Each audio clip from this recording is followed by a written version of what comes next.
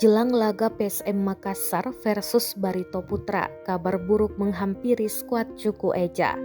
Laga PSM Makassar versus Barito Putra akan tersaji pada pekan ke-23 Liga 1 2022-2023 di Stadion B.J. Habibie Parepare, Kamis 9 Februari 2023, pukul 16 waktu Indonesia Tengah.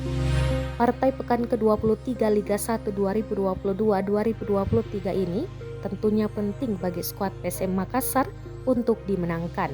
Pasalnya tim besutan Bernardo Tavares tengah berjuang kembali ke puncak klasmen Liga 1 2022-2023.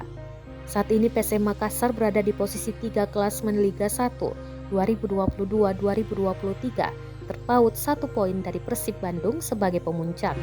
Hanya saja jelang menjamu Barito Putra, skuad PSM Makassar diterpa masalah kedalaman skuad.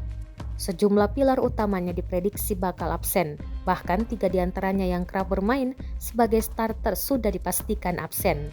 Mereka yakni Safruddin Tahar, Yaakob Sayuri, dan Zaki Ashraf. Kedua nama pertama yang disebutkan di atas absen lantaran sanksi larangan bertanding. Safruddin Tahar diganjar kartu merah pada laga pekan ke-22 kontra Arema FC. Yaakob Sayuri terkena akumulasi kartu kuning. Sementara Zaki Ashraf saat ini masih bergabung dengan timnas U20 dalam proses pemusatan latihan. Kini kabar buruk lainnya menghampiri. Bek andalan PSM Makassar Yuran Fernandes diprediksi bakal absen pula. Pantauan tribuntimur.com, stopper asing PSM Makassar Yuran Fernandes latihan terpisah pada Senin 6 Februari 2023 kemarin. Pemain nomor punggung 4 ini mendapat menu latihan di bawah arahan fisioterapi. Yuran memang mengalami masalah di kakinya ketika lawan Arema FC di Stadion PTIK DKI Jakarta pada Sabtu 4 Februari 2023 sore. Beberapa kali ia terlihat jongkok untuk merilekskan kakinya usai rebutan bola. Hal ini wajar saja mengingat pemain bertinggi 198 cm ini selalu jadi tumpuan PSM Makassar, selalu tampil full 90 menit di 4 pertandingan terakhir.